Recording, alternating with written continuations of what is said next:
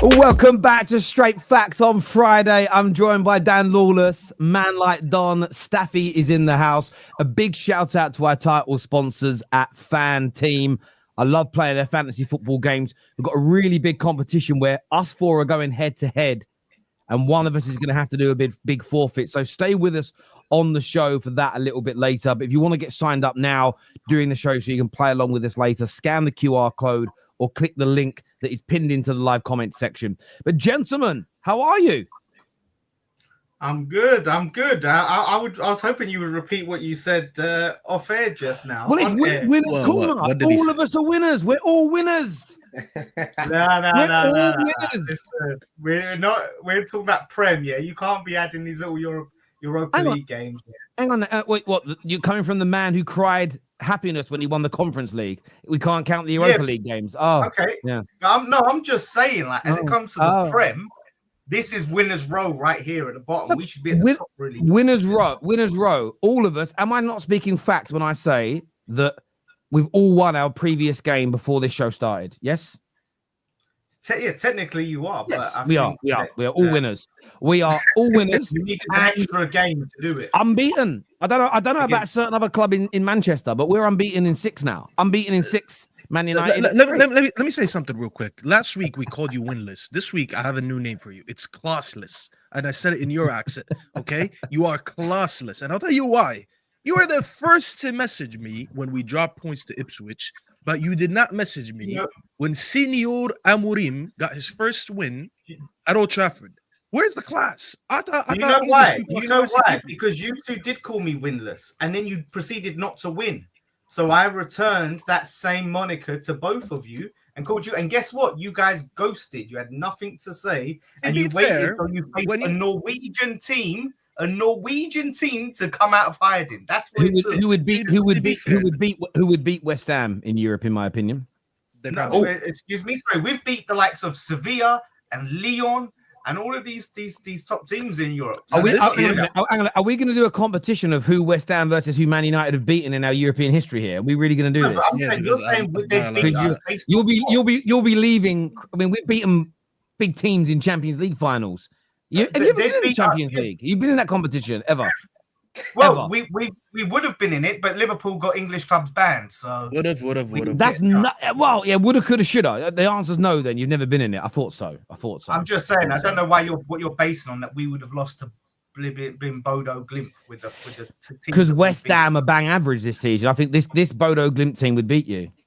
We're 1 point behind you, by the way. Yeah, but we've been awful. We know that. But that's we know how bad we are. We admit that. You're sitting down there with pure chest, and you're in a relegation fight, mate. Come on. I never said pure chest, but I just needed you guys to you know what I mean? You're calling people winless, and then you're not winning. So you were winless. When I called you winless. Wait, hold on. I called you winless over the international break when no one played anyways. And you said, how could I be winless when I really play games? I said, because all your football takes are L's. There's no W's in your football takes. So it wasn't even about West Ham. It was just you. You decided to message me when we dropped points, and then you decided not to message me when I picked up. I just said because you two were so confident going into that game. I think Terry predicted like 4-1 or something mad like that. He predicted 4-1. Yeah, Terry will be smooth sailing and that. You know what I mean? Yeah, exactly. No, I mean, I take my. But listen, I didn't. You said I went into hiding. I did an hour and a half show after the game and held my hands up. Like that's which has now been seen by 50,000 people. So that's not hiding. No, but you hid from the rest of the game. You didn't at me. You could have atted me. You got my number. I atted both of you. Both of you. I'm not trying to flex here, but do you guys have any idea how busy my WhatsApp is and my DMs and things are, bro? Like it's a. I'm just putting it out there. WhatsApp gets busy. You know, when you're a big celebrity YouTuber like me, it's a joke. It's a joke. Nobody get offended. If you're offended, you need to go. I wish you did watch alongs, Terry. I wish you did watch alongs, because I would have loved to see. I bet when that Rashford goal went in, and I did go and check out some of the here we go. Did you like the video? Did you like the video? I was picking up the kids. Just picking up the kids. You know what I mean? No, do you know what I did? Don, I did. I picked up the kids and the dog. I was walking around my house, and do you know what I was screaming? I was just screaming, 2 minutes! It took 2 minutes! I was very happy, but it is what it is. I was like, 2 minutes! But again, it was great fun. My dog was looking like, what's going on? Last night, I was shouting 1 minute. Last night was the only time in my life I was happy for the thing to be done within a minute, bruv. I was so happy to be done within a minute. It was the first time we scored a goal in the first minute in a European game since 1991. We've never scored in the first minute since. Mate, it was crazy. Speaking of that, first win last night, Staffy. What have you made of the first couple of games shape the style of football that Amorim is trying to inject into Manchester United? Yeah, I mean, listen, last night's game was obviously a lot better than the first game, mainly down to the fact that we left with 3 points versus Ipswich. Obviously, we drew. So we're obviously a little bit more excited about that, especially that our poor start in the Europa League was starting to get to us. But now we won 2 on the bounce, and we're actually, we're 11th now? We're 12th? So we're actually like 3 points away from being in the top 8, which should be everyone's goal, so you don't play that playoff game.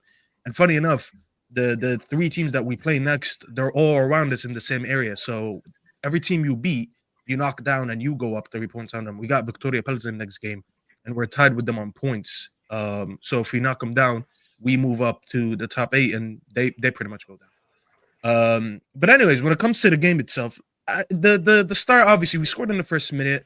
It was a bit exciting. Obviously, it was more of a free goal because it was a horrendous mistake from the goalkeeper. Take nothing away from Højlund, though, because to keep pressing him and, not give up on the play, that's what you like to see from your strikers. When your striker keeps pressing and expecting a mistake, that's one thing Benzema was really known for, is terrorizing goalkeepers. Now, by no means whatsoever am I comparing Højlund to Benzema. I'm just saying that's one world-class striker that used to do that. So it's pretty good when you see that from your players. Obviously, he didn't get the goal. It was Garnacho's goal, but that goal is all Højlund, if we're being honest. It doesn't happen if it wasn't for him. The first half was pretty dull, though, because after we scored, it felt like Ipswich all over again. I thought Bodo Glimt off the ball were amazing.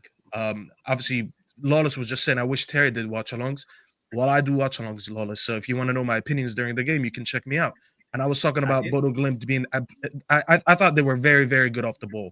And I'm not one to judge games on paper and by name, because if that's the case, then we're just going to say every team is a boson, and we're never going to give anyone credit for playing good football. Bodo Glimt were very good off the ball. They were very well covering the space. They were not really allowing us any gaps to play in between. Every time we got the ball on the wings, they were able to isolate our wingers. I saw so many 2-on-1s and 3-on-1s, either whether it's Anthony or whether it's Malacia. So they really, really did limit us. And they did very well to score those 2 goals. I think our defensive shape wasn't good in the first half, especially that second goal where the ball was played in behind and Malacia got absolutely cooked. You could tell that he's lost a little bit of his pace during these injuries. And obviously the first goal is a bit unforgivable as well, because our midfield shape wasn't good. The fact that Bruno didn't read that danger was a bit disappointing to see. But I thought Bodo Glimt played a very good first half. But in the second half, we switched it up a lot. I thought Amorim did well with some of the subs. I thought bringing on who did he bring on? Dallo for Malacia, and the intensity that we played for within the second half was a lot better. I'll be honest. We were able to move the ball a lot quicker, which is something we didn't see in the first half. We've seen it in that third goal. Even Mount playing that back heel, that's what I wanted to see. I wanted to see triangles. I wanted us to see every time we put the ball on one of the sides that we make quick passes to create that space and to create these gaps. Because as I said, Bodo Glimt were covering these gaps very well. So the slower you move the ball, the never you're going to get past them. So the one time we actually moved the ball quick, he did that and we scored. So it was a very good goal. It's nice to see a well-drilled goal where we got like about, I don't know how many touches we got before we scored that, where we kept passing. We found the gap, easy tapping for Rasmus to get his brace. So it was a very good goal. And I thought that around the 70-something minute, we did a few changes. And at first I didn't like it because I didn't understand what Emery was doing. He was bringing on Casemiro to put as a center back. And I was like, does he not know that Casemiro shouldn't be a center back? But I started to notice that maybe he knows that his team kind of fades away and that we don't have the athleticism to keep our shape for 90 minutes. So he started playing long ball. And I heard a little bit from your match reaction yesterday. Obviously, it was Thanksgiving, so I couldn't hop on the match reaction. So I was listening to you guys on the way, and I heard Footy Judge Mo say that we played long ball, and it was a little bit more of what Ten Hag did, and that's not what we brought Amorim for. And that's completely false because Amorim does utilize long balls. He even did that with Sporting a lot. We've seen him do it more recently against City when he scored when they went 4-1. So he's not a manager that doesn't play long balls as well. And I noticed it from his subs. Casemiro is good at one thing. He's very good at one thing, which is these long balls and behind. And he looked like a quarterback. Like, excuse the NFL analogy I'm using here, but he looked like a quarterback. We kept playing balls in behind. And I'm not gonna lie, if it wasn't for the bad decision making from some of our attackers, especially Garnacho, we should have been winning this game 5 or 6, because we found ourselves in so many situations where you thought, this is a goal, this is a goal, this is a goal. We had Rashford miss one, we had Garnacho miss a couple. Obviously, this game now is a day later, so I don't remember everything. If I go back, obviously I'll remember more chances. But we should have buried at least 2 or 3 more chances in that game. You know, so I know it's 3-2 on paper, but realistically, this is a 5-2 or a 6-2 type What of game. about the chances they should have buried? What about the chances? Okay, tell me about them, because I already see how angry you're getting. Tell me about them. What chances? What ones? No, I'm just saying. Those chances when they was through on goal, and then you had which ones? Onana come rushing out. Okay. I love when you do this. Go and look at that chance again. You know how they created that chance? Garnacho, with his stupidity, tries to play the ball back. He kicks it to their attacker. It was Delo. It was Delo. Let's look at your first goal then. I thought it was How Garnacho. did you get your first goal? Yes, there was good pressing, but 2, look at the error. Look at the pass back to the keeper. This is why I have an issue. You just switched right now the narrative. You said you're talking about the chances that they missed. I'm not talking about the mistake they made. You said they made chances in the second half. No, I talked about the mistake because you said that was a mistake. So you're saying, oh, well, that was just a mistake. He passed them the ball to go one-on-one with the goalkeeper. That's what I'm saying. They didn't create it. It's a chance. I'm saying both teams. But it's not a chance created, Lawless. To say, no, I think it's very ridiculous to say, really, it's like a 5-2 game because we had chances that we didn't take. So did they. That's football. What chances? What chances? One chance that they didn't create, we gave to them. You're telling me about that chances we created, and we missed. At the end of that game, they was on top. They was on top. What again? What? Like I said, there was several chances. But Lawless, they're on top. What chances did they create? The shot from outside the box. There was the free kick. So since when do we got shots from outside the box a chance created? It was good. Come so on. You're telling me. You're telling me there are shots on target. Wait. Shots on target is not chances created. If they're there's a difference, Lawless, and this is why I hate. No, there's a difference, and this is why I hate when you purposely become a bit disingenuous when you talk about these things. No, I'm talking about 1 second. Just let me finish. I am talking about one-on-one chances where we messed up, whether by missing our target or not making the right pass to get an easy tap in. I could show you 2 from Garnacho where if he would have passed to his right, he would have found one of them. He would have found Højlund. One of them, I think he would have found either Rashford or Ahmad. Someone was on the far post. Same thing with Rashford. He went on one-on-one and missed the target. These are one-on-one chances where you genuinely generate a lot of XG. A free kick or a shot from outside the target, as much as it could be a great individual moment because someone could strike the ball, it is not a chance created. It's not a one-on-one chance. That free kick was amazing, but it was also met with an amazing save. So they both cancel each other. When I talk about one-on-one chances being missed, that is incompetence on us. So you cannot compare the two. If they've made the right decision, it goes. I think it's silly to talk about, oh, well, if we did this, if we did that. You could say the same for both teams. I think you're trying to present it as more of a comfortable game. Like, we can talk about what was good for Man United. And I'm not taking anything away. The performance, the style of play, it was an entertaining game. Still problems at the back, right? I'm not taking anything away from that. I saw good pressing, much improvements in style of play. However, to sit there and present it as this comfortable, cushy game that Man United just dominated, like, we had 70% possession. United recently have not been a team that dominate games and has that amount of possession. And I don't even remember the XG stat because it's one of those where I don't need to check the XG to know that we should have had a lot of goals. I am telling you, there's at least 3 chances in the second half where we would have buried. Yeah. They're generally easy chances where you look at that, you're like, you score 1 or 2 of those, that game is put to bed early. When you say Bodo Glimt, they came out as late in the game, of course it's 3-2. We know how football works.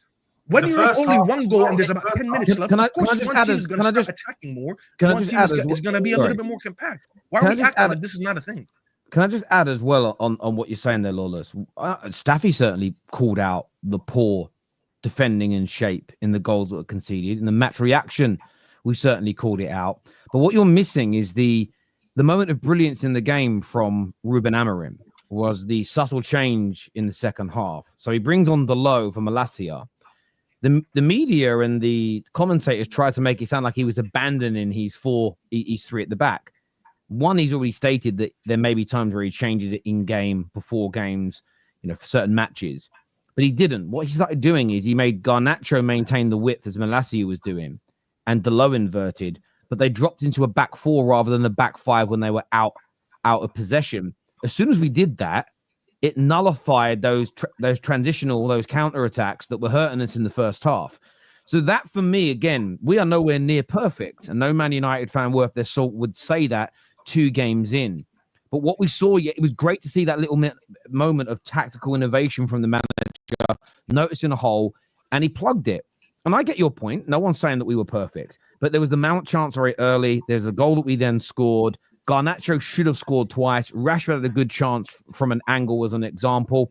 I disagree with Mo on the sense of some of the long balls where I agree with Mo. We shouldn't have played them. We played 2 or 3 really good long balls at the right time, so our patience was good. And there is definite hope for Man United here, and I think that's what we're focusing on. There were some real good moments. We created the chances. And for me, I'm going with what Pep Guardiola has said here, because I think what he said stands to reason. If you want to disagree with Pep, I'd love to hear the breakdown. Managers coach their teams to get the ball to the edge of the box. It's then down to those players to then create the opportunities. We got the ball to the edge of their box, I would say, 10 times more than they did in that game. We dominated the ball. We dominated the territories. We played with a very high line. And the players did create a number of very good clear-cut chances.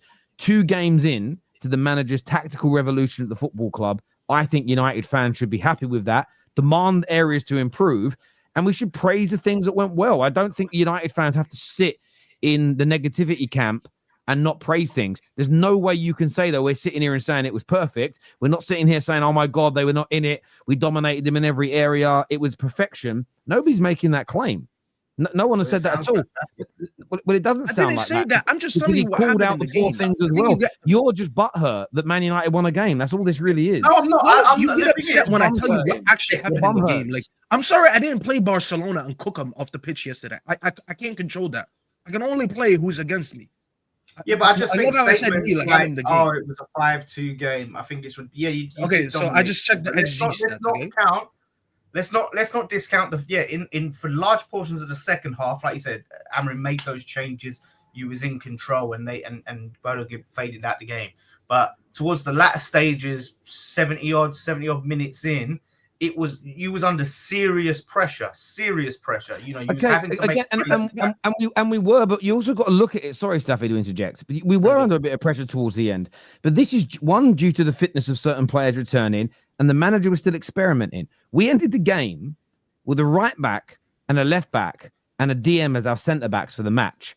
Okay, so from my point of view, of course, there was a little bit of pressure in that period. If we look at the facts of that matter, if we look at those last 15 minutes of the game as an example that you're sort of talking about, we still had more shots, more of the ball, more shots on target, better pass completion, more dribbles completed, and they were the ones that were completing. I'm looking at the stats here: more aerial duels, more tackles, and more interceptions needed by then. So even in that 15-minute period where we were under the cosh in your eyes, we still had on the eye and the facts to back it up. More opportunities, more shots on target, more of the ball, more pass completion was better, and their defensive stats are higher, which tell you they were cutting out opportunities. So even when we were looking poor, we were still the better team. Dio here says, Lawless is salty. He is worried about tomorrow and taking it out on Man United today. I'm just being honest. Yes, you attack very well. I think you're going to be a top-heavy team at the moment. Until you get better players, you're going to be like Bielsa's Leeds. Do you know what I mean? You're going to have to outscore. We're going to get relegated, in your opinion, then. Well, if that's what you want to take, Bielsa's Leeds, they got relegated. Do you think we get relegated like Bielsa's Leeds? No, I said you're like Bielsa's Leeds in how you're playing. You have to outscore teams. I said no, we're not. No, we're not. Top heavy. I just talked to you about, by the way, the second half, and I just checked the stats. They've generated 9% XG yesterday. 0.09 XG. I said 9%, but you know what I mean. 0.09 XG in that second half, where we had 0.77. They factually yesterday, by the way, over exceeded their XG because we generated 3 XG and they created 70%. And that's what I'm trying to tell you. We have absolutely dominated them in the second half. And when they got the goal, they did not create anything. I'm sorry? Because I really, and listen, yeah, let's see if you do that against Everton, because you couldn't do it against. See, this is what you do. I don't care about Everton. Everton's a different game. Just saying, I'll analyze that game separately. My point is that I was trying to praise the second half and the changes, because we conceded 2 in the first half, and then you proceed to the second half to concede only 9.9 XG. That just shows you that the manager adjusted and it worked and he won the game. And as I said, we should have scored more. Like everything I said was not a lie. Like I'm just telling you what happened. But what I'm saying is that's football. Like to say, oh yeah, it's a 5-2 I know it is game. football. We took our chances, if buts and maybes. Like I'm just saying. Yeah, but that's the difference. What I saw. Let's be honest. Where I have an issue. I'm just telling you what I saw. Man United fans do that all the time. You did it against us. All fans do it. All fans do it. That's a difference, right? There's results-based analysis, and then there's looking at the performance. And I want to ask Don this question. I didn't watch the game last night, but let me ask you this question, Don. If your team, you've had games this season where you've won on the scoreline narrowly but battered your opponents, right? So do you believe that you can break? Do you believe you can break down the performance, and the performance can be better than the scoreline? No, for sure, 100%. There we go. 100%. That happens. Yeah, but I'm not saying. But what I'm saying is, if you say, Don, oh well, we had this chance. If we would have took those chances, this would have been the score. When the other team also had chances, so if they would have took their chances, what you haven't even mentioned. They didn't create chances. You haven't been able to describe what they're doing. They didn't do it. I was at my Christmas party yesterday, yeah. So I couldn't actually watch your game properly, but I was with my boy who's a United fan, and we had it on for about 15 minutes in the first half. I think what Lawless is basically trying to say is it wasn't as comfortable as what Staffy's trying to make it out to be. The second half was done. That's what I'm trying to say. What I'm gauging. No, but it wasn't towards the end. The second half is a whole 45 minutes. You're again in the last 15 minutes. 25. What were their clear-cut chances? What were they doing to create those clear-cut chances? Where were they? What do you mean? What were they doing? They spent a lot of time. You said it's about getting to the edge of the box. Yeah. Okay. But that isn't what we're talking about. We have said no. You have had a go at Staffy for saying if we'd have taken those clear-cut chances, we'd have scored more goals. Okay, what you're saying about Bodo Glimt is in the last 15 minutes they got to the edge of our box and did nothing. That is not the same thing. They had shots in your. They got into your box. They had shots on goal. They didn't. Lawless, bro, let them have their little win now. They had their little win yesterday, you know what I mean? It took a little bit of a brace from Højlund, who now all of a sudden is going to kickstart his career, you know what I mean? He likes to... I'm not going to lie, this is extremely frustrating. Because for me to come out here for over a year to call out everything that's wrong with this team, and when they do something right, I can't call it out and say, you know what, yesterday they had a good game. I just don't understand it. No, you can only talk about what we see in the game. What he's saying is if you're going to talk about United in terms of the chances that you created, also talk about the fact that the opposition also didn't, Don. You didn't watch the game, so I'm telling you, they didn't. They had one very good free kick, but you know, Don, you understand how XG works. XG from a free kick is you're talking about like a 3% chance. That's what XG you get from a free kick. It was a good free kick, and Onana made a good save. That is not a clear chance. You're telling me you were comfortable. You're telling me you weren't under pressure. At no point did I think we were going to lose that game. The game like chilling.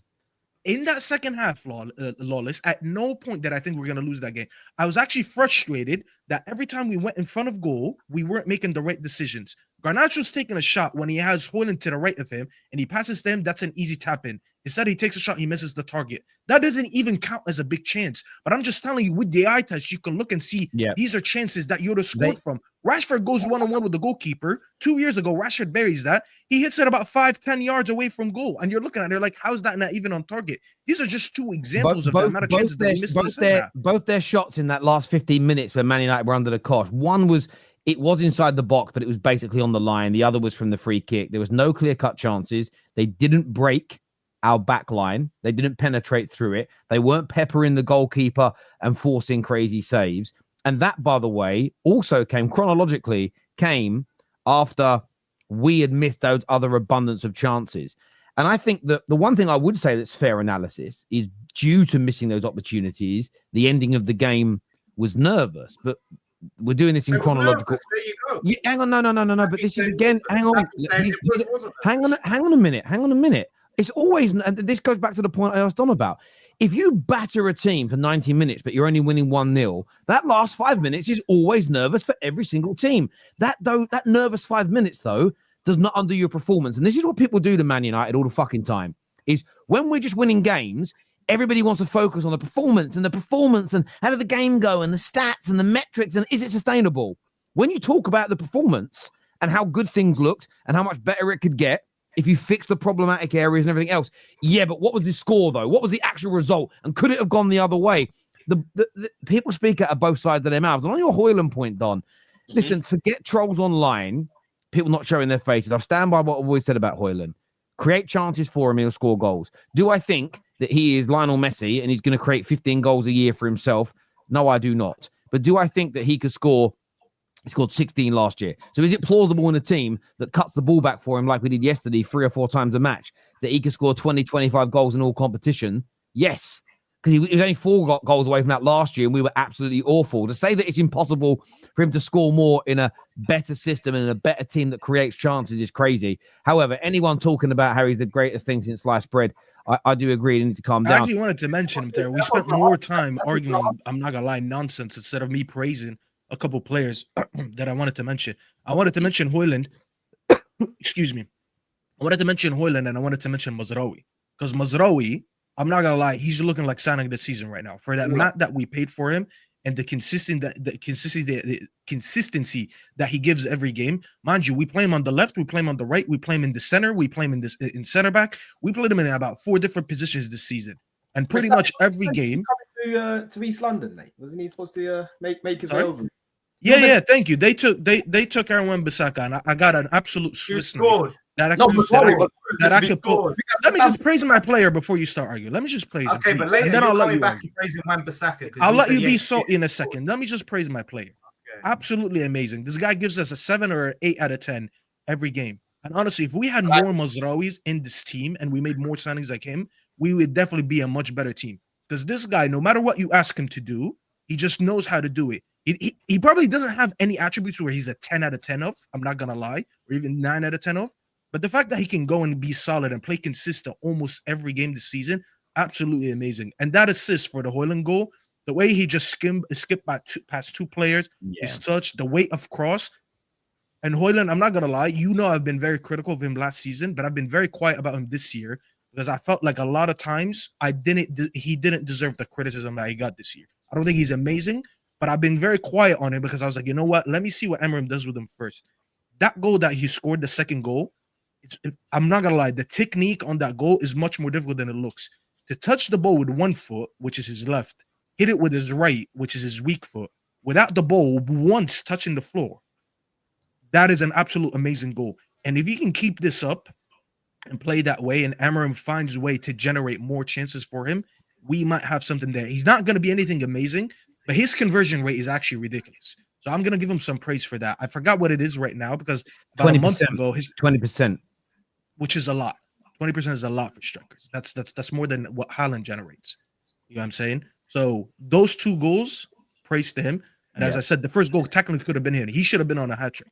So we'll see if he can keep it up. But these 2 deserve a lot of praise. Just in the interest of time, because I've got another show to get to later, so I need to start getting through some of these subjects. Let's do these super chats here. It says, I'm a United fan, and to be honest, Bodo Glimt had a free kick, and Onana almost got caught with a back pass near the end, which we mentioned. Yesterday was better, but still lots to improve on. I agree, still loads to improve on.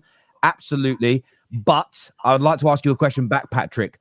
Are you feeling, what's your gut telling you about it? I can tell by the reaction of rivals, their gut feeling is worry. Otherwise, they'd be laughing and not stressy. But there we go.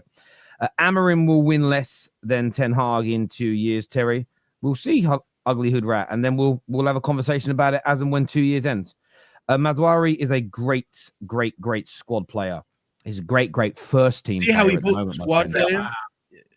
He's been their best player this season, bro. Listen, I'm gonna put that. Listen, you are hard pushed to find a better signing. Hard pushed to find a better signing in the Premier League this year. I just saw Gunnar in the chat trying to put Timber in there, right? Timber got signed last season, bro. Yeah, I'm saying as a new signing this summer, there might be some that are better, but they are not. No one is clear of Maza this year in terms of everything he's done. He's been Moroccan absolutely. Cafu, bro. I told these guys He's been amazing. Moving on from Man United, so that rivals can calm themselves down a little bit. There's a few big games to sink our teeth into this weekend. We're also going to be showing you all our teams for the big pick 6 that's coming up later in the show. Our teams with FanTeam, and you can play that for free. Anyone who signs up to an account with FanTeam, you do have to be over the age of 18, and it's available in a lot of regions of the world. Hopefully it's available in yours. You can scan the QR code. You do need to be over the age of 18 to play, but get signed up and you can enter the big pick 6 this weekend for free and win a share of £11,000. Us 4 are competing against each other in that, and one of us is going to do a forfeit to see who is the worst. Before we get on to that, though, a big game for West Ham this weekend. They play Arsenal, who look like they're back in very good form. West Ham themselves with an excellent win Monday night against Newcastle. How confident are you going up against this Arsenal team right now, Lawless? Yeah, it's hard to be confident, obviously, because, listen, I don't get carried away.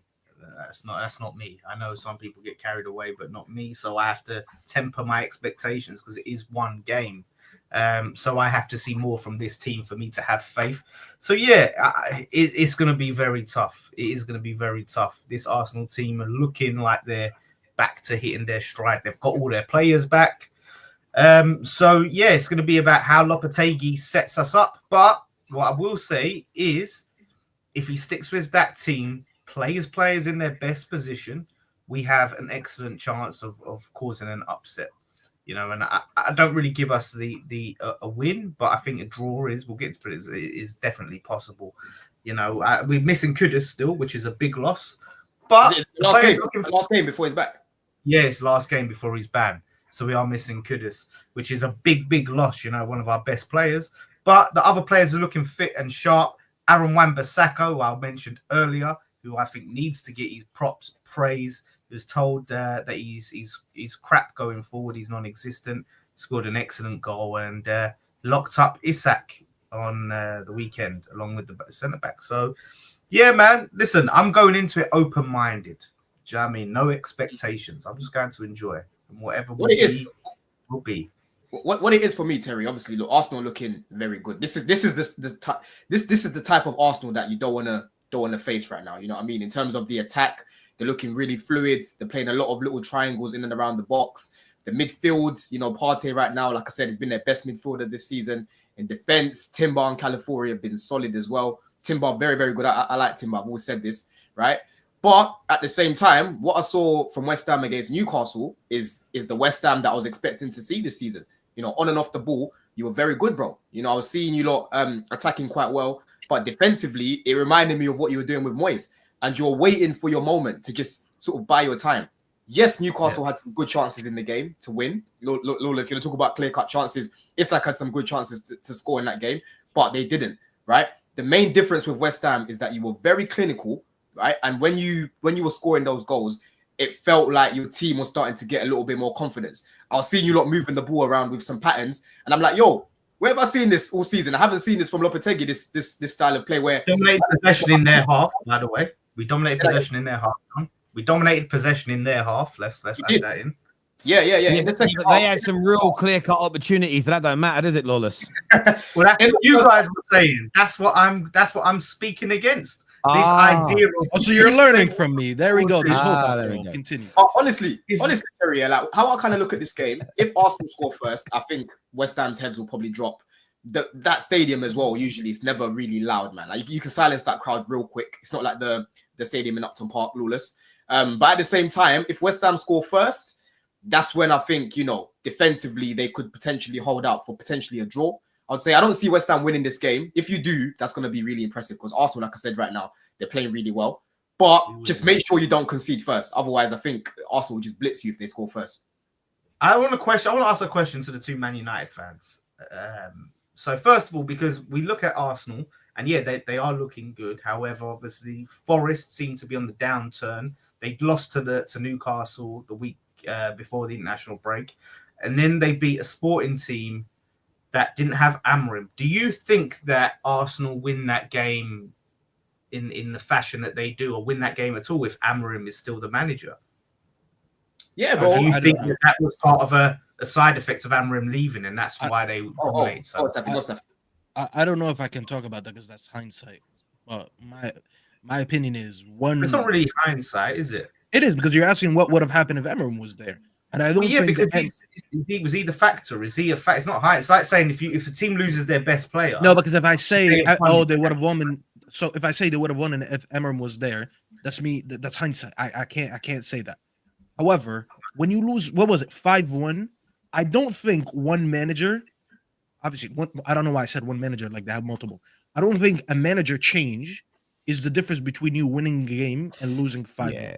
Let's be honest. Because like most of these managers and the way that Amorim looks. Sorry. I was gonna say, outside of maybe like him motivating them mid-game, let's say, I forgot what was the score at halftime. Was it 2-1 maybe? If it was close and they go into halftime and he's a good speaker, which we know he is, he motivates them. What did it end at 5-1 or 5-0? It was 3-0 at halftime, 5-1 at full time. Oh shit. Okay, never mind. So my point is probably little things like this where he goes into halftime and pumps up his team a little bit could make the score different. But I'm not gonna dismiss what Arsenal did because of the manager not being there. He still drilled them for 4 years to be a very good team. So Amorim not being there doesn't mean that they forgot how to play football and how to play together. There's no excuse to conceding the amount of goals that you did just because the manager left. So that's an excuse to me. I gotta give Arsenal praise because the last 2 games, they look like the Arsenal that me and Dunn had been saying looks like it's done and buried and dusted. Because they've been playing a lot more defensive. It looks like Odegaard actually was what they really need because he comes back into this team and this team is moving the ball well. They're looking fluid again. They're creating an abundance of chances and they have 8 goals in 2 games. When you score 8 goals in 2 games, that is more praise for you because you've been playing well. And these are not 2 scrub teams. That's Norwich, who've been Forest, that have been in good form this season, and Sporting Lisbon that were ranked, I think, 3rd in the Champions League league table until they faced Arsenal. So no, they've been playing very well.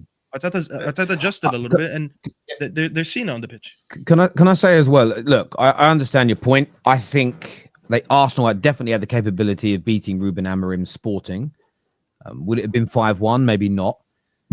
I love the fact that Ruben Sporting beat City the way they did, but let us not pretend that City should have been 3-0 up by the half time in that game. They missed some massive chances. However, Arsenal were very, very clinical. And I would say this. I think what you're doing there is looking for a negative against Arsenal because the hindsight's crazy. Last weekend, in the build-up to the Forest game, the amount of rivals that were saying, I mean, you guys said it yourselves, and I remember asking you all directly on this show a week ago. You were talking about how hard it's going to be and how good Nottingham Forest are and how difficult a game this was going to be. And I said, so if they do end up winning 3-0, we're all going to sit here then and say, wow, that was a really good victory against a really good team. And Don, to be fair, said it, and I remember you nodding, Lawless. You went, yep, no, if they do that, that would be a very, very good win. So they've done it. I said that. I said it would be an impressive win. So you guys all agreed. You guys all agreed. Agreed. Lawless disagreed. It would be an impressive win, and I said it would be. Okay, yeah, on that side. So you said that. The viewers, amount of people predicting that Arsenal might not get a win. It'd be really hard. The same again in the Sporting game. I was doing the show live on Tuesday, the Straight Facts with Potsy and LB. Oh, tough game. Not unbeaten in this. Arsenal might find it hard, this, hard, that. They score 8 goals in the 2 games, and suddenly the narrative is, do you actually think Nottingham Forest are on a decline? And now that Ruben ain't there, Sporting aren't very good. I think that's moving I think that's trying to shut the door after the whole horse has already bolted, in my opinion. These are important talking points. These are important things. You can't just ignore these points. The reason why I said it wouldn't be an impressive win if they beat Forest, because Newcastle just put 3 past them at home. But this Arsenal, but that's results-based analysis. That I think you're going too deep in it. Because at the same time, Newcastle just beat them. Okay, as you've said, but you just beat Newcastle. That doesn't mean you're better than Nottingham Forest at the moment. I'm not saying it means they're better. I understand that. But at the same time, this Arsenal team, when they played Shakhtar Donetsk at home, they won 1-0 but looked awful. And Shakhtar Donetsk, in my opinion, are not as good as Sporting Lisbon, even without Ruben Amorim. And I just feel that every time this happens to Arsenal a lot, same as you did to Man United earlier, every time there's something positive, the default reaction of rivals, and I get it, it's what tribalism does. Why have we got to have one-sided analysis? Why No, can't we ever have but it's not. You're moving the goalposts before the game. No, it is, because before the game started, the prediction wasn't. I think Forest. I'm talking generally here, not just you. People a week ago weren't saying Sporting without Ruben are now easy to beat. They won 6-0 at the weekend, by the way. And everyone went, they won. The narrative was the narrative was Sporting are really hard, and Forest is going to be a massive test. And I wouldn't be surprised if Arsenal drop points. They win both games comfortably, and we now need to revisit those teams, and maybe they weren't as good as we said they were. I think you were being disingenuous in the first place. That Arsenal get no credit. I'm not saying that, but when I'm going into this game and I'm saying, oh, are Arsenal back, or are Arsenal going to be this dominant team? I'm saying that there's still these points that we have to look at before we can make a full conclusion. And that's a separate point. That's a separate point. If you're asking the question if Arsenal are back, that's a separate point, right? And I was bringing the points up for my prediction into the West Ham game. So I'm saying, yes, Arsenal are looking good. However, we have to take these things into consideration. Someone made an excellent point in the chat about them losing Amorim, and it's not just they're well drilled. It is a psychological aspect as well. You lose your manager. We've interviewed football players that have said just by them knowing that their manager is leaving at the end of the season, how much it has affected them knowing this guy's not. I understand that. The only point I'm making, Lawless, and that wasn't any different before the game. It's fine to question it the way you have done. What I'm throwing back as an argument is, where is this energy before games? Where is the prediction of, I think Arsenal, what I didn't see from everyone who hates Arsenal was, I think Arsenal are going to win by 3, 4, 5 goals. Why? Because I think these players are going to have a drop-off now Ruben's gone. Before they played Nottingham Forest, nobody was saying who hates Arsenal. No, but that's the question. So we shouldn't be debating whether it's right or wrong. You should be asking the people in the comments that are now agreeing with you, why didn't you say this a week ago? Your analysis is coming after the fact and not before it. So at the very least, that's how bad they were on the day. If you feel like Forest were already on the decline, you should have said it before the game. I made the point that they just lost 3-1 to Newcastle. I made that point. So let's not say I didn't say again, I'm not talking. What have I said though? I'm not addressing you directly. I'm talking here about the consensus, and the consensus for Arsenal before their last 2 games is they were going to be tough, difficult, and their fans shouldn't get carried away. They could drop points. That was the general consensus. And I'm not talking about outside the Football Terrace community. I'm talking about in our live chat, the audience that are watching now. That was a general consensus. What you can't do after the fact is turn around and go, they played easy teams though, because that wasn't your prediction. Unless you admit first, I was wrong. They're nowhere near as good as I thought. I actually think they're bad teams. You've got to admit your own faults before you move the goalposts. Otherwise, it is intellectually dishonest conversations. Yeah, that's what I'm saying. And for me, I'm glad. Lawless, I'm glad. Go on, land your point, bro. I'll just quickly say, I'll say it super quick. I think it's intellectually dishonest to say that what they've beat is the same Forest, that Forest are this top 4 team, because that's where they were at the time. Who said that? Who said that? 4 team. That's the way it was being presented. By whom? No, by whom? Sorry, Don. By whom? In this conversation last week, when you was talking about the team that they're facing, we was painting up Forest to be, because of where they were in the table, which I think is a false position in terms of they're not going to be there very long. I get that. So, but we painted it up as they're beating a team of that caliber because that's where they were at the time. Even though, like I said, they're just. So I think that's special. Personally, I said Arsenal played very well. I can't lie. Arsenal played very well, but listen, Lawless, I'm not saying, I'm not denying. I'm glad that you lot beat Newcastle, because I didn't want to see West Ham going into this game low on confidence, going away from the Park without a W. Because end of the day, like I've said, if you score first against Arsenal, will be very, very interesting to see how they come and attack you lot, right? Because we've like you said, for me. Okay, cool. Arteta's taking off the handbrake. They're playing better at the minute. But like you're saying, you still need to see more evidence before you can say, okay, Arsenal are now back, or Arsenal have now turned the corner. That's And I think that's very fair fair. enough for Lawless to say. I think that's fair. Most of the season, Terry, we've seen Arsenal have a handbrake cut. Yes, you can argue it's because Odegaard's not there, but at the same time, some of the lineups have been negative. The in-game management has been negative. You know what I mean? So it's a fair point. It's a fair point. It's interesting. It's going to be an interesting. Someone has to look at the other side. Otherwise, it will just be Arsenal. I know. And listen, and it's not about that. It's about being honest here. And Twisted Bubba says this right. He says, Terry, you're always wise. Not me, he's talking generally. You're always wiser after the event. So hype. And you are. But it's also about addressing what you said in that moment. And what I don't like, and maybe it's because I'm older and I'm grumpier, what I'm starting to get very bored of when it comes to football analysis is when I predicted that we would score 3 or 4 goals against Ipswich, I was wrong. The first thing I addressed on my match reaction is I got that element wrong. What I thought would happen is we would score early. I then thought that Ipswich might fade a little bit. You did, and we would. I know. I thought they would fade. Yeah. I thought we'd score early, like we did, and I thought they might then take a little bit of a backseat. Bloody hell, United look good, and we'd have a bit more of a new manager bounce, and we'd score another goal early, and then we'd see the game through. It didn't go the way I thought. But so when I analyze the game afterwards, the first thing I do is address what I got wrong, and then I break down what I actually saw. Because I'm trying my best, and not everybody likes what I do, and that's fair enough. But I believe in addressing what you've predicted or what you've said, saying, wow. So if somebody said last week, Forest are an amazing team, Arsenal are going to struggle. If the analysis is, you know what? Forest are nowhere near as good as I thought. I got that completely wrong. Arsenal look good, I agree. But I think a lot of that was to do with Forest maybe punching above their weight for a few weeks, and I've got to hold my hands up to that. Then I can accept your opinion. When it goes from one to the other with no kind of addressing of your mistake, I find it very hard to engage with anybody like that, because all you're looking for is a way. You're just looking for a negative to beat another club over the head with. And I just find that, and I'm not talking about none of you on the panel, that for me is what we did in primary school. That's primary school conversations. And I just want to have an adult conversation about these things as best as we can. It's Twitter talk. I'm not going to lie to you. It's really Twitter talk, because we spent about 20 minutes, instead of talking about the game, we're talking about, was it because they played lesser opponents, or were they actually good? Oh, but Amram left. But it's talking points. It's not about that. It's just they're talking points with this. So there are factors that affect every game that we have to talk about.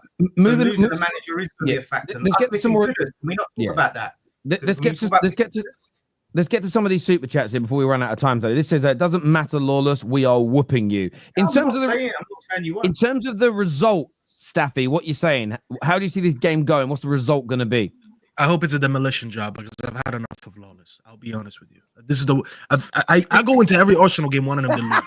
I don't want him to win now, and I want him to whoop you, bro. I want at least 3 goals, because that's the form. You think I give a shit? Do you think I give a shit if we lose 3-0 to Arsenal? I don't give a shit, because it's likely to. I expect it. Why do don't you just said you give a shit? You give a shit.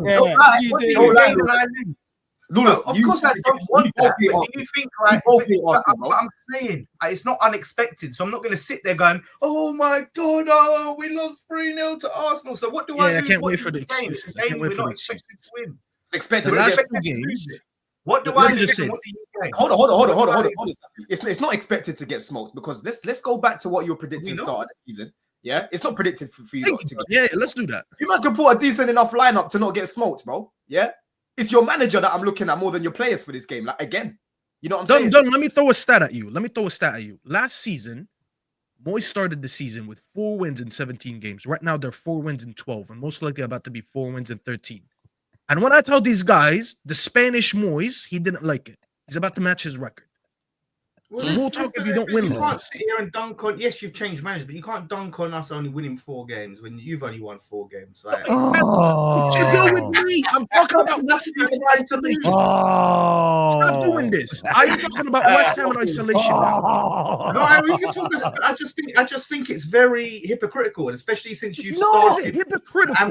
When I'm talking about your team in isolation, I am talking about West Ham and the changes that they made. You've made a change of manager, and you've signed a buttload of players, and you're about to have the same starting record to last year. That's not hypocritical. That has nothing to do with Man United. It has nothing to do with Chelsea. It has nothing to do with Arsenal. We are talking about you in isolation. You saw the changes, and you saw the manager come in and the signings, and you said, you know what, I want us to be ambitious and push for 5th because you thought top 5 could get Champions League. Right now, when I'm holding you accountable to what you said and to the actions that you hold me accountable to what I over the said summer, fully. it's not hypocritical. Hold me accountable to what I fully said, because I also said there is a chance that we could start slowly. Now, my problem isn't with results. You can say 4 wins. My problem has never been with just about the results. My problem has been the lack of progress on the pitch in terms of performances. Newcastle, I saw some progress, but I always thought that there would be a chance that it wouldn't click straight away. I said that. I was very clear and public about that, and that's happened. But I started to turn on Lopetegui, not because 4 wins out of 12. It was because of the lack of progress in terms of performances. That was my performances. issue. Performances don't matter. Okay. So the lack of performances leads to these bad results, Terry. Lawless. The lack of performances is why you're not winning on the pitch. And obviously, you just said you played well against Newcastle. I didn't watch the whole game, but what if that is just a blip? Because I could say the same thing about that you said about Arsenal. Because you were trying to act like these 2 games are down to Forest dropping form and what's the name? No, I said they were factors. No, if you get smoked, you proved to me that it was a blip against Newcastle. And I do because when I'm talking about the team that we're facing, when I'm talking about the threat that West Ham are facing, I'm balancing up all the information. Yes, they're looking good. Odegaard is there, but we take in consideration, yes, they did very well against Forest, but obviously they're on the downturn. So what I'm doing is analysing where Arsenal are now as a threat to West Ham. So I'm looking at these factors that are available, so I can sit there in my head and go, yeah, this is what we could be facing on the day. This is where they're at. I'm not sitting there and saying, oh yeah, Arsenal ain't that good. As you know, I expect us. We're expected to lose. No, but what you're doing is trying to discredit how good they were against Forest, right? Yes, their last result before that wasn't great. They got beaten by Newcastle. But the evidence that we've seen this season is that Forest have been very good, bro. Yeah, they limited Liverpool to hardly any chances. They didn't have an XG of 1. When was that Liverpool game? Let me land my point, yeah? They limited Liverpool to not even 1 XG in that game. Against us, it could have gone either way. That's why for me it was a fair result, because Sanchez made some very good saves. For us, we had some very good chances. We created the most XG against them at that point. But again, the keeper was on smoke, right?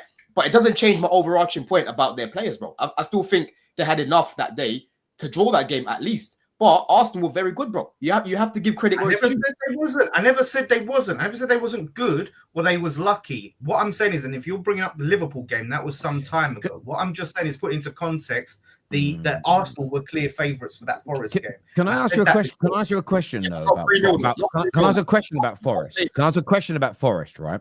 What if they win this weekend? Does that change up? You're saying that they're not really a good team anymore. The last 2 games prove that. I didn't say that. No, okay, you've alluded. You've alluded. What I was trying to say was they wasn't a team. They wasn't as good. That they could be on a downturn. But again, let's say they win this weekend. They've got Ipswich at home. Let's say they win this weekend, right, and win the weekend after. I'm just speaking hypotheticals here. Then it would be a 2-game period where they didn't win, which would show that it actually wasn't. Maybe it was just Newcastle and Arsenal were too good for them on the day. That's where I feel like narrowing things down to a couple of games. Equally, I don't think you can say Arsenal fully back after 2 games. I also don't think it's enough.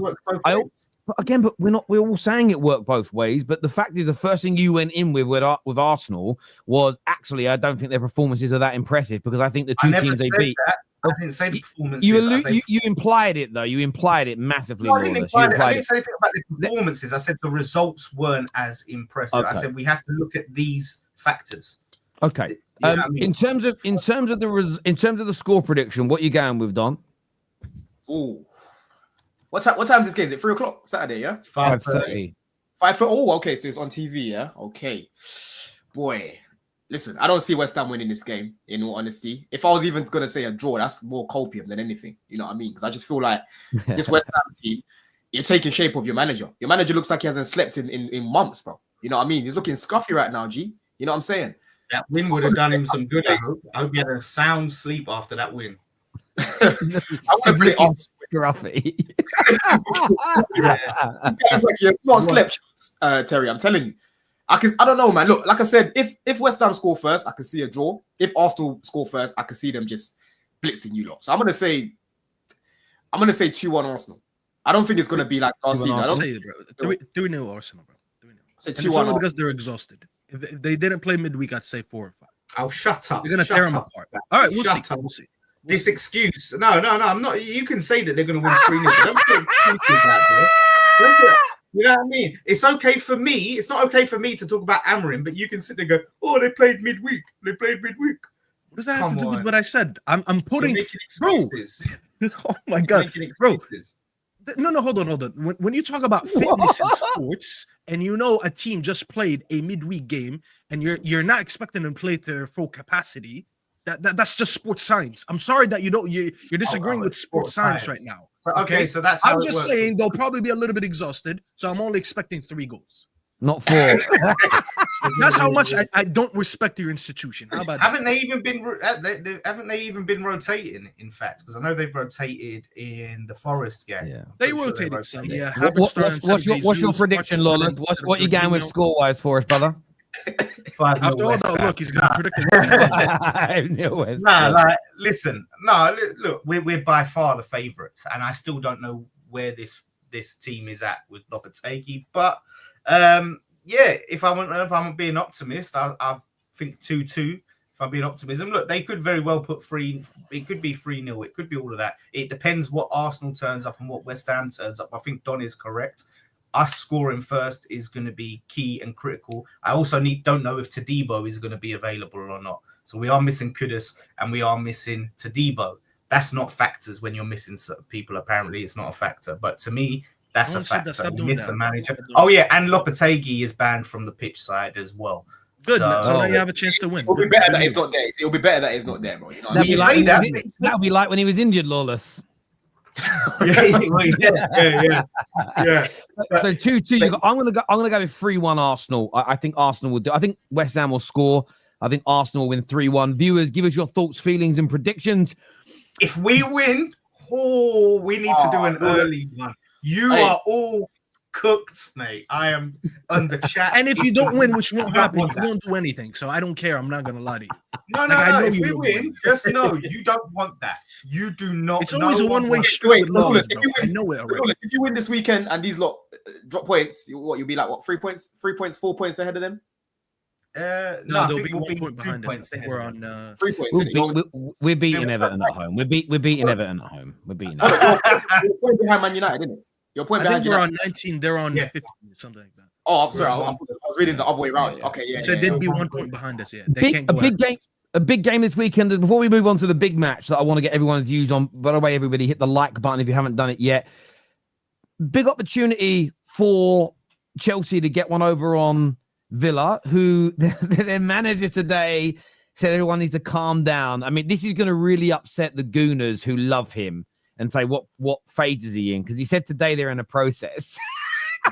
And it tickled me from a point of view. You know, oh no, he said it. You know, there's people sitting there. Big up Jason. Jason, who watched that show, loves him. I don't know if that video is real as well, Terry. Have you seen the video of the Villa fans like telling him? No, that's not real. But this was a quote from the manager himself. But how do you think you'll get on against Villa? Is it at Villa Park or at Stamford Bridge? No, it's at the Bridge.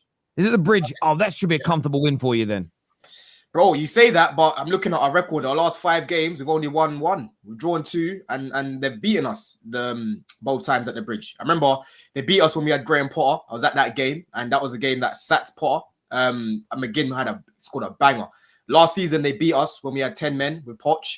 I was at that game again. I'll see if I'm going to be at the Bridge this weekend. But honestly, Terry, listen, every single time we play Aston Villa, like last year, we played them 4 times, right? And they only beat us once. We beat them away when we played them as well. If you remember that game when we played them away when we drew, that was the first game when Poch started to invert Cucurella. Yeah, people will feel like overrate Aston Villa a little bit too much because they've started to improve. But for me, how I kind of look at the game, we've got more than enough to beat them, bro. They play exactly how we like teams to play. They press from the front. You know, they like to build up from the back as well. We're quite good in terms of our counter pressing. We like to box teams in, and I'm seeing us winning the ball a lot quicker these days. Counter pressing's improved a lot. You know, we don't really leave many gaps in midfield as well, right? It's all about being clinical in this game, Terry.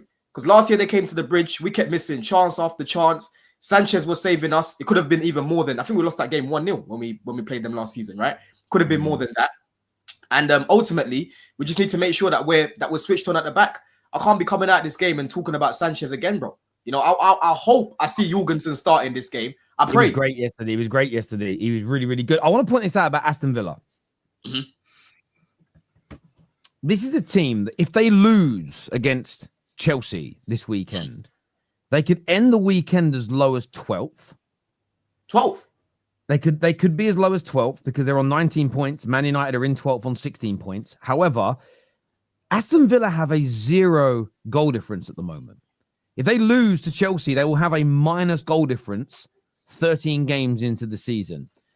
And I just sort of feel as though for a team that's had a lot of praise, and rightfully so, in the last 12 to 18 months, there hasn't been enough attention or criticism on their currently 6 or 7 game winless run.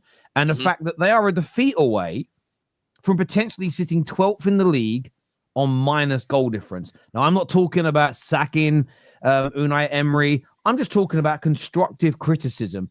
Yeah. I don't think this Villa team in the league this year has been that good. Since Duran's got, I don't know if Duran's injured or not, I haven't actually looked, but since Duran stopped scoring a lot of those winners and coming on from the bench and being that impact player, they have been poor. They've got 1 win in their last 6 in the Premier League. They're leaking. They've conceded 19 goals this season. And to put that into context, Man United, that we all rightfully have been laughing at, well, I haven't, but you all have, they've only conceded 13. They've conceded 6 more goals than Manchester United. Genuinely, like West Ham have conceded 19. And I don't even mean it rudely. We know how poor they've been. I think this is one of those games where you look at Villa's form, you look at Chelsea and you think, you're higher than them in the league, you're scoring more goals than them. This is where I think you can make a statement, put them to the sword, win well, cement yourself further into that top 4. It doesn't take Villa out of a top 4 race, but it would suddenly leave them 6 points behind 6 points away from it. And that's a significant gap at this particular moment in time in terms of securing that Champions League football. So I feel like it's a real important game for Chelsea to win, especially when you look at Villa's, because what you don't want to be is a team that gives Villa that confidence boost, that shot in the arm, and then suddenly they start winning more games, Bro, we've been charity FC since Clay Lake came in. I'll be real. We've been, anything you want, Chelsea are there to give it to you, bro. And I told you, Terry, in the next 5 games, I want to see 15 points minimum, right? We need to make a statement in this game. It's going to be interesting to see what Maresca does. Is he going to go a little bit more reserved with a Lavia and Caicedo pivot? Or is he going to do what he did against Leicester? Is he going to play more of a diamond and attack them a lot more with a Felix and that? I just checked their injuries. It looks like Onana's injured at the minute. Other than that, everyone else looks to be fit. It's going to be an interesting one. We need to make sure we're winning that midfield battle. Noni, please, bro, when you get in the box, show us some end product. Yeah? Show us some end product like what we're seeing from Jaden yesterday, bro. Yeah? Because he gets in dangerous areas, Terry, but time and time again, keeps breaking down the attacks on that side, right? Neto should be back for this game. Gusto should be back for this game. I don't want to be seeing Gusto in that 8 position, but he'll most likely go in there again because, again, he keeps breaking down our attacks. But like I said, bro, right now we should be beating Villa. I'm not scared of them at all. And if we're serious, because we've got Villa, then we've got Southampton, then we've got Spurs away. We need to make sure that we're just picking up our points. I know Maresca today came out and said, we're not really in a title race, and the teams ahead of us, they've been playing together longer, which is facts. I've been saying that the teams ahead of us, Arsenal and that, they're a better team because they've played together longer.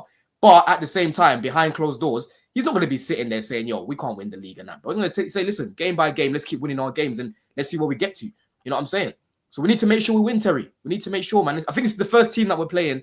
So this will be the first win against like a top 6 side, if you want to call it that. Yeah. I think it's important. How do you see this one going, Staffy? Do you think Chelsea will come out on top? Yeah. I think Villa are suffering from playing more than 1 week a game this season, and we're seeing it. Last year, they were much more sharper in these games. They didn't make that amount of mistakes that they do. They didn't lose to lesser opposition the way that they're doing this season. And as you highlighted, the amount of goals they're conceding. For a side like them, with a manager who's kind of known for being a good defensive manager, and with the type of signings that they made, because they signed Onana and them, you expect them to be a little bit better defensively this season. I think they started the season well, but they're starting to fall off. And Chelsea, they have a much deeper squad and talented squad than Villa. And it kind of helps to be able to rotate midweek against the opposition in the Conference League. Whereas Villa, they have to go gung-ho, not gung-ho, but like all guns blazing on during the week because they're playing, obviously, tougher opposition in the Champions League. I expect Chelsea to win this game. I think, as Don said, like it would be their first win against a so-called top 6 team based on what's going on from last season since they finished in the top 4, and I think they need it. We spoke about this before. It's so nice how Chelsea have been playing better football this season and picking up more points. You find yourself in third place right now, so it's good. But you still need these type of wins against these tougher oppositions in tougher grounds. You know what I'm saying, to build up some momentum and some confidence. And you failed to get them in a couple games so far this season, but I think it's a good time to get one of those confidence boost wins, and it's going to be Villa.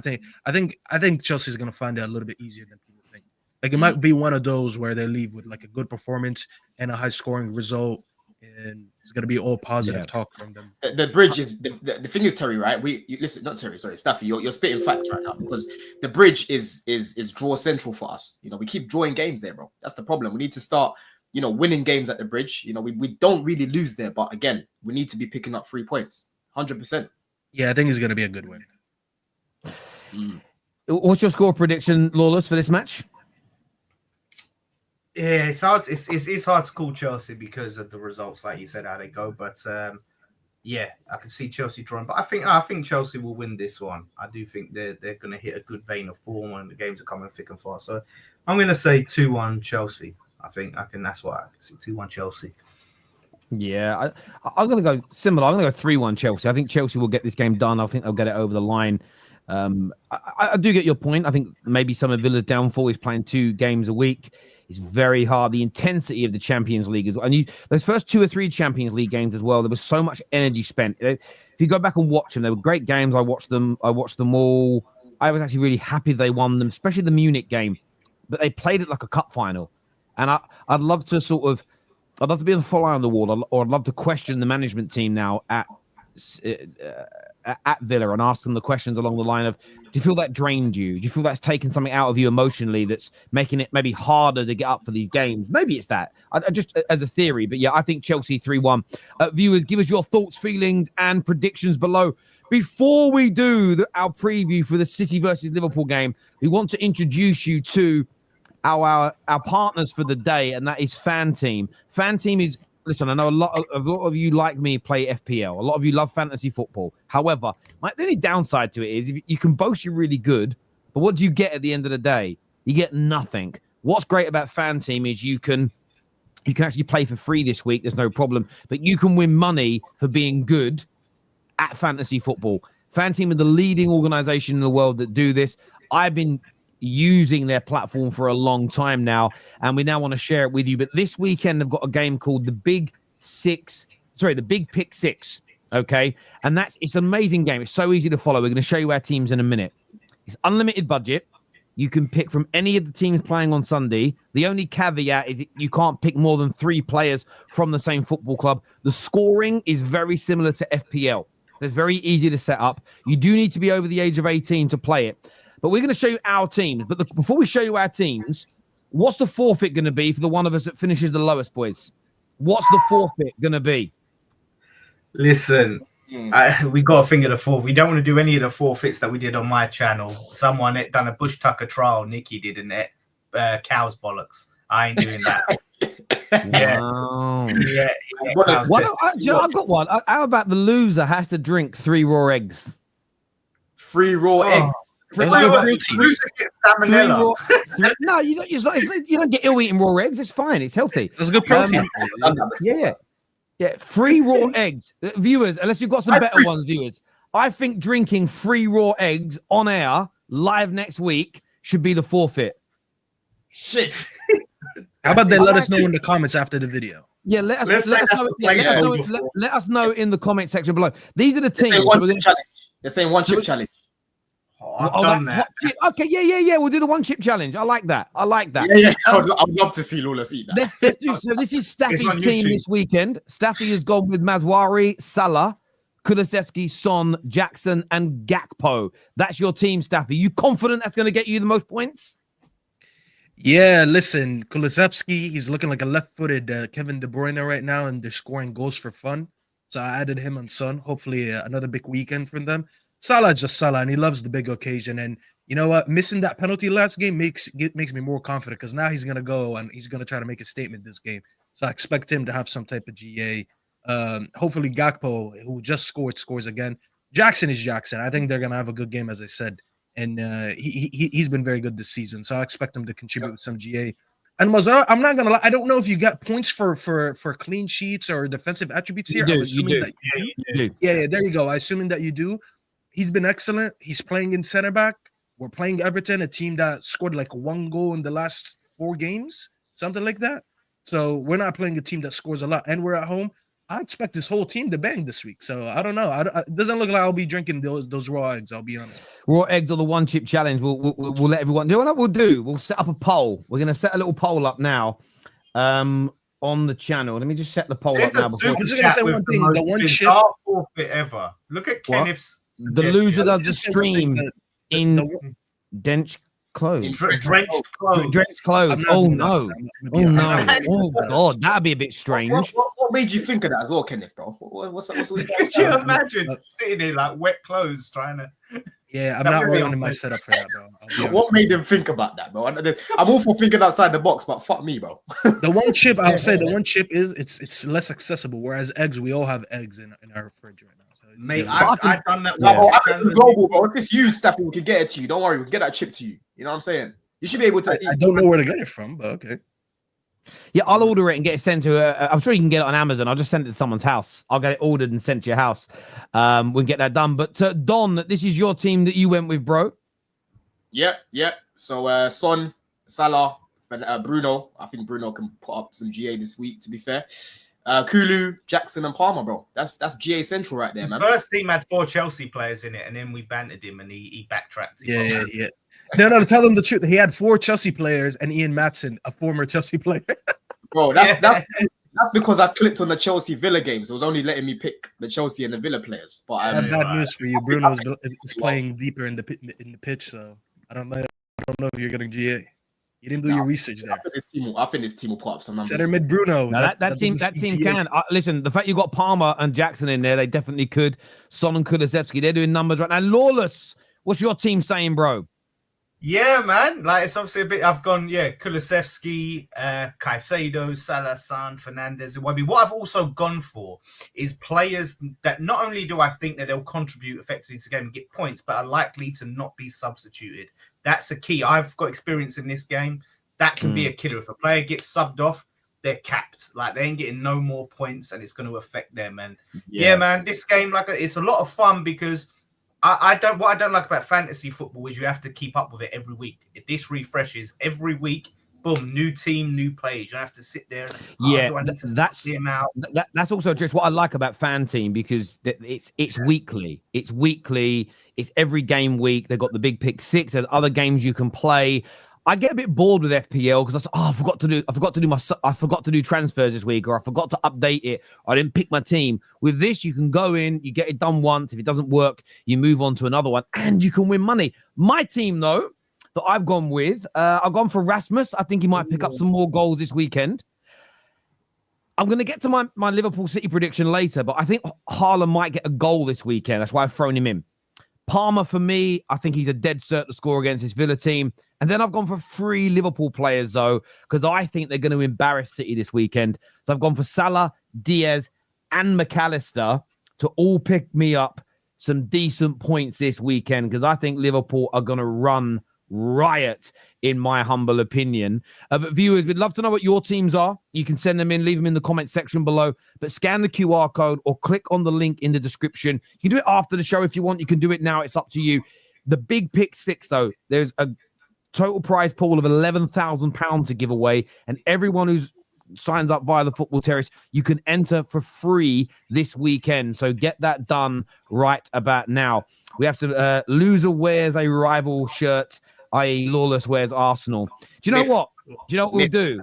We could do it where you wear the rival shirt whilst you do the 1 chip challenge. Like, I think maybe a rival shirt. That's insult to injury. Like. Exactly. Chief thinks Chelsea are going to win 4-0. Terry's suggestion, you should call this show Terry and the Three Stooges. These guys have so much hate in their hearts and don't objectively analyze ball. I don't know why I got grouped into this, but Yeah, I don't know why. I've literally been. I just hate Arsenal. I've literally given them so much credit. Today I praised Arsenal, Chelsea, obviously my team, but apparently I don't analyze ball. What is this here? 3 raw eggs. What is it? Accra, right? Okra, sorry, and mashed up banana. I don't know.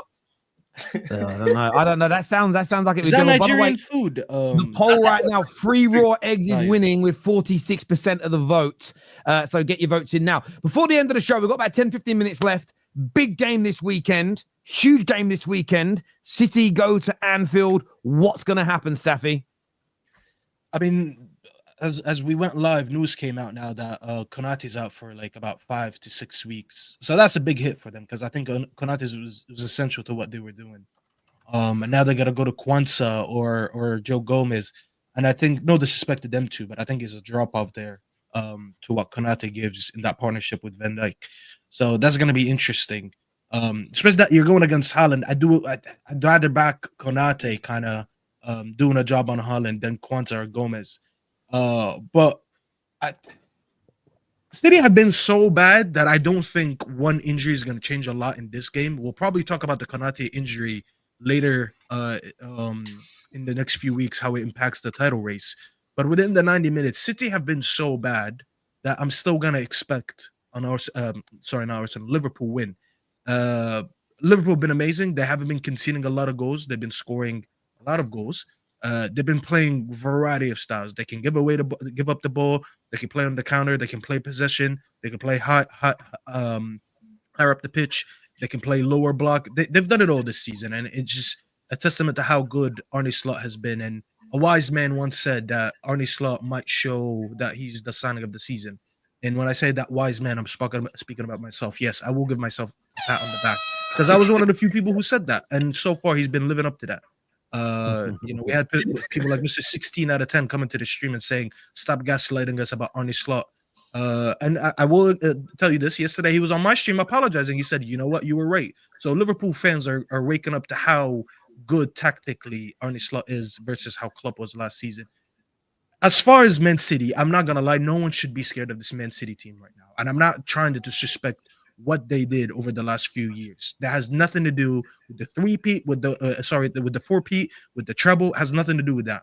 That City team is different than what I'm seeing right now. I think the lack of investment is catching up to City. It's an aging squad. The reinforcements have not been there. All the selling of their younger talent like Lavia and Cole Palmer and what's his name, Delap and all these guys, Pedro Porro. I mean, he just scored against them, and he was in their academy. And now it's catching up to them, and they're not looking good at all. They put some of the worst midfields out every week, and people don't speak about it because it's under the name Man City. If any of our teams went out every week and they put out a midfield of Rico Lewis, Gundogan, and I don't know, either Kovacic or Bernardo or whoever's available, we'd all be saying these midfields are not good enough. But because it's Man City, people mask it under that name and they'll call it out for what it is. And this Man City team, it's not a coincidence now that they haven't won in 6.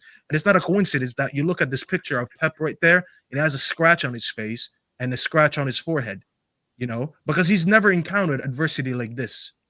That's a testament to how good he is. He's never went 6 in a row without a win. He's never lost 5 in a row like he did before the last game against Feyenoord. So you can see 3 goals in 15 minutes, an absolute capitulation. You see nothing about the team that was known to be mentality monsters, to be a resilient team when they go down. That City team that went down to Villa on the last game of the season about 2 years ago, and they came back 3-2 and won the league. That team does not exist anymore because most of these guys are not even there anymore, or most of them are just injured and aging. And I expect an absolute demolition job from Liverpool. I expect a lot of demolition jobs actually this weekend. There's so many games where I'm looking at and I'm like, this is going to be a high-scoring weekend. And this is going to be one of them as well. You contain that midfield that doesn't even create anything for Haaland, and you win the game. And I think Arne Slot will put a plan where he just limits the service that Haaland gets. Not to mention that they already have Van Dijk, who I back him to defend one-on-one well versus them anyways. So Liverpool, listen, it's gonna be a tough weekend for City. I expect a lot of goals this weekend against them. They might lose by a high score. We've seen it before. I agree. Yeah, I agree. I agree with you. I was looking at something earlier. I just want to throw this out before the boys jump in. I was looking. I know Rodri being out is an issue, and I'm not one of these people that thinks that injuries have no impact on how good or bad a team is. But this is on whoscored.com. So Rodri, Oscar Bob, Stones, Kovacic, and Doku. So 5 players they've got missing, and Doku's doubtful according to them. Connor Bradley, Konate, Tsimikas, Jota. Chiesa's not kicked a ball, so we can leave him out for a moment. And Becker, 5. 6 if you include Chiesa. And you could argue that Becker is a huge miss in the same way that Rodri is, as an example. Konate, you could compare that to Stones as an example. You know, Connor Bradley being out, he was so good against Mbappe the other day. This isn't just about injuries. This is about a manager finding a way and a manager finding a solution. And I was a little bit horrified to see what Pep had done to his face. I know he made a joke about it and everything else. And I don't think he's at risk to himself when he's sitting at home, and fingers crossed. And I pray that he isn't. But he is so stressed and he can't find a solution at the minute. This man is digging the skin out of his head. And I said it on Wednesday and I'll say it again now. I've seen my manager, in Fergie, go through seasons where he's lost his greatest player. Cantona when he kicked racism out of football. Keane when he did his cruciate knee. The season after we did the three-peat, after the treble, we went for a period where I think we only won 1 in sort of 5 Premier League games and we were looking really poor and we had problems. And in each of those seasons, we may not have gone on to win the league because there's never a guarantee for that. But what Fergie did in every single one of those seasons, he got us back to being competitive. And that is what I'm looking at Pep Guardiola to do. You are a great manager. You are a supreme manager. But this is the first adversity of this level he's ever faced in his career. I'm now watching how he handles it, because for me, to be as great as he is professed to be, as great as I think he is, I expect him to find a solution to make them competitive. And I would say, by and large, in the last 6 to 7 games, they have not been anywhere near competitive enough for a team as good as theirs. That all being said, how's it going to go, Don? Yeah, listen, I think Staffy covered a lot of what I was going to say. I think Liverpool, Slot's going to be rubbing his hands at the prospect of playing these lot, because as much as Konate is injured, they can actually put out a balanced lineup, bro. Their midfield is more balanced than them right now. Their attack is scoring more goals than them right now. Obviously, Salah's got majority of their goals, but end of the day, that's like Man City. Haaland gets most of their goals, but they've got different avenues. They've got Diaz that can score. They've got Gakpo that can chip in. They've got Salah. And is Jota back yet, or is he still injured? I think he's still out. He's still injured, yeah. Obviously, that, like I said, their midfield is even Nunes, bro. So, yeah, I think it's going to be, if Man City manage to beat Liverpool, I think that's going to be really impressive. Obviously, Arsenal will be, even us, Chelsea and Arsenal will be happy about that result, because it means that we're sort of bridging that gap between us and Liverpool. But I just don't see how Man City win this game, in all honesty, man. I look at both teams and I just see more balance with Liverpool right now. More form, more confidence. They're playing at Anfield. Yeah, they're going to win this game, in my opinion. Yeah, Lawless, do you agree? Yeah, I agree. I don't think. I think it's one of them things where we expect Liverpool to steamroll Man City, but I can see it being a bit of a nervy one. I think Liverpool know how important this game is. So I think it's one of them ones where Liverpool will have their chances, but I think they'll take quite a while to score. Because I think Pep's going to come into it knowing he's the underdog. So I expect him to have some sort of game plan, but I don't think it will be enough. Like Liverpool right now, Salah is just on a different level. It's crazy, like what that man has done in his career. And like Don said, they've got options to score everywhere. Whereas Haaland, you need to create for him, and no one really else is going to. He's going to do it. He's going to put the goal in the back of the net. So, yeah, honestly, I could easily see this being a 2-0, like a 2-0 Liverpool, like a comfortable one. And which will be, honestly, even though Man City are in disarray, that's a big, big result for Liverpool if they win, because then they go, 8? Is it 8 points clear if they win this? Or they're 8 right now. They go 11. They would go 11. They got 11 points. And it will be massive. It's a massive weekend as well, Terry, when you're talking about the title race and that, like I said, because Arsenal and Chelsea can both go ahead of Man City this weekend. You know what I'm saying? And then who have they got after that? Man City after they play Liverpool? It's a good question. Let's look. Go check, please. Check who they've got after that, right? But we can knock them off. They got Forest at home. They play Forest, yeah? Okay, so yeah, we can finish this weekend, both of us, ahead of them. That's massive. When they got Forest, then they got United and Villa. And in between that, they got Juventus in the Champions League. Shit. these games are not getting any easier for them. You know what I mean? So yeah, listen, Liverpool, I think they're gonna win the game, and hopefully Chelsea get their job done as well, so we can go above these guys, man. I actually have a prediction to make, if you don't mind. I think if City don't win this game, they're closer to a top 4 race than they are to the title race. Of course. And I'll happily predict that. I'll confidently predict that as well. Well, you think will be a top 4 this year? If they lose this game, they're closer. I'm not saying they will be in the top 4 race, but they are closer to a top 4 race than they are to a title race. Would you say the same about Chelsea and Arsenal, who would be just 1 point ahead of them? I think Arsenal are about to kick up a little bit. Chelsea, the reason I don't want to put expectations on Chelsea is because I understand the idea of a new manager coming in and a younger squad that doesn't have the experience in being in the title race. Like, let's just face it, this Chelsea squad hasn't been there yet. Their fans know how it is to be in a title race, but the players aren't. So I don't want to put too much expectation. I expect them still to go through rough patches in the season, Chelsea. They'll have some good times and some bad times.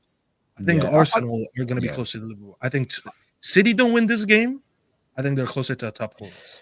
No, I think there's some truth in that. This here from Mafio says, also, City have been unlucky. They're underperforming their XG. That is true. And this is what I've been saying for a few weeks now, though. But are they underperforming it because of bad luck? Or are the likes of Doku and Grealish that hasn't scored in 2024, Savio that's not scored all season, Foden that's having a stinker of a campaign by his standards, they're not underperforming it because of bad luck or goalkeepers having great saves. They're underperforming it because these men don't score. Their front line, barring Haaland, if they fall into a barrel full of boobies, they come out sucking their thumb. And that needs to be... this is not just a Rodri problem, in my opinion. No, but even Haaland, Terry, the last couple games, Haaland's been missing a lot of shots. No, he has. But this is what happens, though. Haaland is missing opportunities like every great goal scorer has ever gone through. But it's not on Haaland. It's on the others to step up and put the ball in the... if you go back and look through Thierry Henry's time, considered by many to be the GOAT of the Premier League. If you look at Andy Cole, you look at Alan Shearer, you look at any of these great strikers, they've all gone through barren periods. But the point is, it's about other people stepping up. This here says Fergie never played against this Arsenal or Liverpool team. He played against a better Arsenal team. He played against a great Chelsea team under a number of occasions. He played against great Liverpool teams in the early 90s. He played against the best Chelsea team and the best Arsenal team in their club's history. Yeah, let's just not do any of those crazy things. I have a question quickly for Lawless. Why do you hate Arsenal? I've always hated Arsenal. Grew up in East London, glory hunting Arsenal fans. Some of the fan base is insufferable, without going into it deeper than that, that is what it is, man. It is what it is. Arsenal with 98% fit squad will smash West Ham. Put your money on Arsenal, Terry, is what DJ.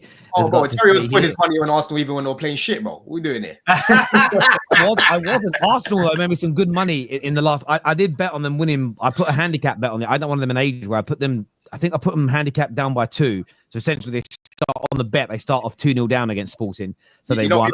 Every time Arsenal score, I always think of my man, that guy that was at Southampton. Ralph, is it the manager that when he does that celebration? Every time Arsenal score, he's like.